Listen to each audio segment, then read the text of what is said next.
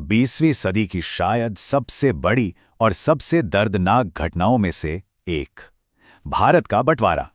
सोचिए, ये एक ऐसी घटना थी जिसने रातों रात लाखों लोगों की जिंदगियां हमेशा के लिए बदल दी और एक ऐसे उपमहाद्वीप को जन्म दिया जो आज भी अपने उस अतीत की परछाई से जूझ रहा है। तो चलिए आज इस बंटवारे की कहानी को परत दर परत खोलते हैं। आज की इस बातचीत में हम 4 हिस्सों पर गौर करेंगे।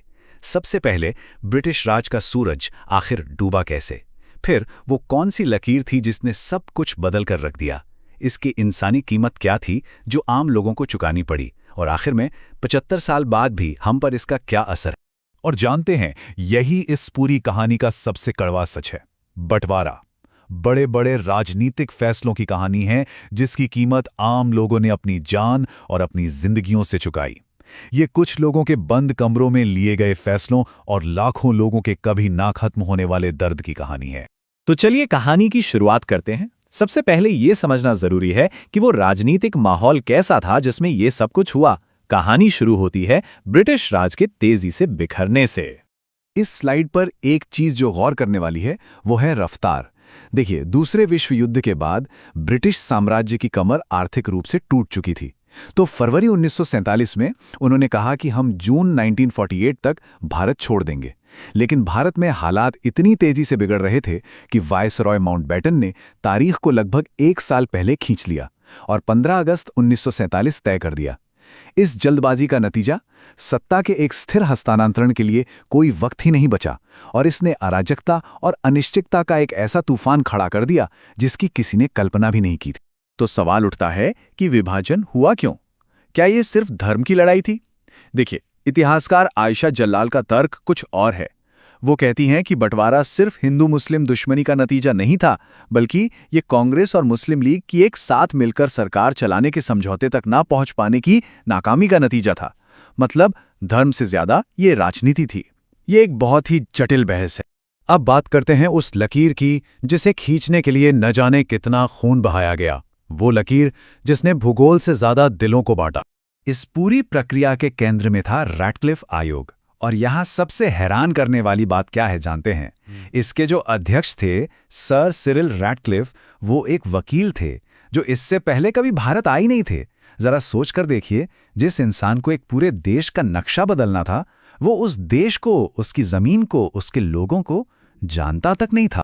सच तो ये है कि ये काम शुरू से ही नामुमकिन था। 2 इतने बड़े प्रांतों को बांटने के लिए सिर्फ 5 हफ्ते का वक्त दिया गया। और किस आधार पर? पुराने नक्शों और गलत जनगणना के आंकड़ों के आधार पर।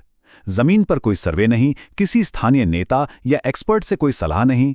सारे फैसले बंद कमरों में लिए गए। पूरी प्रक्रिया एकदम गुप्त रखी गई। और सबसे चौंकाने वाली बात, जो बॉर्डर लाइन खींची गई उसकी घोषणा आजादी के 2 दिन बाद हुई। लाखों लोगों को यह पता ही नहीं था कि जिस जमीन पर वो सोकर उठे हैं वो अब किस देश का हिस्सा बन चुकी है, भारत या पाकिस्तान।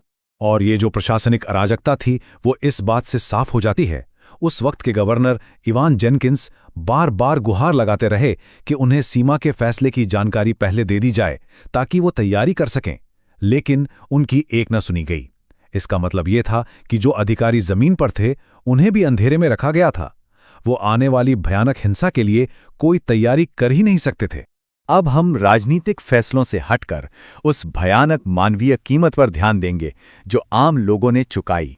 ये बंटवारे का सबसे दर्दनाक अध्याय है। 15 मिलियन यानी 1.5 करोड़ लोग, इतने लोग अपने ही घरों से बेघर हो गए, रातों रात शरणार्थी बन गए। ये मानव इतिहास का सबसे बड़ा और सबसे तेज सामूहिक पलायन माना जाता है। 1.5 करोड़, और मरने वालों की संख्या कुछ अनुमानों के मुताबिक 2 मिलियन तक, यानी 20 लाख लोग। हिंसा में इतने लोगों की जान चली गई। ये एक ऐसी संख्या है जिसकी आज हम कल्पना भी नहीं कर सकते। 1 लाख, ये वो अनुमानित संख्या है उन महिलाओं की जिनका अपहरण किया गया और जिन्हें भयानक यौन हिंसा का शिकार बनाया गया। ये उस हिंसा का एक ऐसा क्रूर पहलू था जिसने अनगिनत जिंदगियों को हमेशा के लिए तबाह कर दिया। और जैसा कि ये बयान कहता है, औरतों पर हुए ये जुल्म सिर्फ हिंसा नहीं थे, उन्हें एक हथियार की तरह इस्तेमाल किया गया, दूसरे समुदाय को नीचा दिखाने के लिए, उन्हें अपमानित करने के लिए।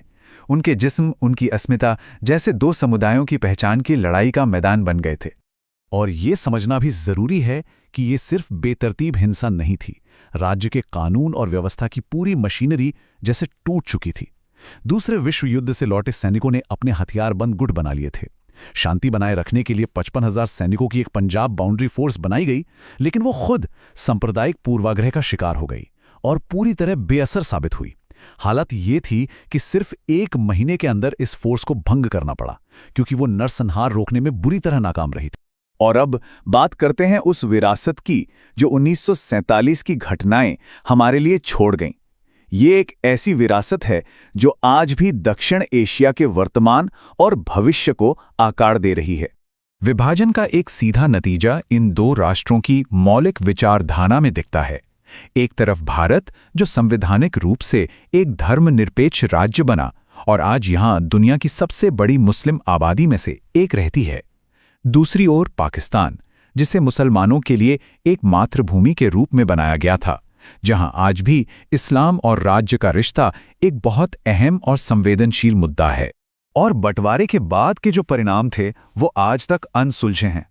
3 बड़े युद्ध हो चुके हैं। सीमा पर झड़पें तो अनगिनत हैं। कश्मीर का विवादित क्षेत्र आज भी दुनिया के सबसे ज्यादा सैन्यकृत इलाकों में से एक है। फिर 1971 में पूर्वी पाकिस्तान एक खूनी गृह युद्ध के बाद अलग होकर बांग्लादेश बन गया और आज दोनों राष्ट्र परमाणु शक्तियां हैं, जो इस विरासत को और भी ज्यादा खतरनाक बना देता है। स्टैनफोर्ड के इतिहासकार प्रिया साटिया ने इस बात को बिल्कुल सही तरीके से कहा है। बंटवारा कोई समाधान नहीं था, बल्कि यह नए, कभी न खत्म होने वाले संघर्षों की शुरुआत थी। इसने किसी भी समस्या को हल नहीं किया, बल्कि कई नई और ज्यादा गहरी समस्याएं पैदा कर दी। तो आज की इस पूरी बातचीत के बाद हम इसी सवाल पर आके रुकते हैं। 75 साल से भी ज्यादा बीत जाने के बाद क्या बंटवारे के घाव सचमुच भर गए हैं, या फिर वो बस नक्शे पे खींची एक लकीर के नीचे आज भी रिस रहे हैं?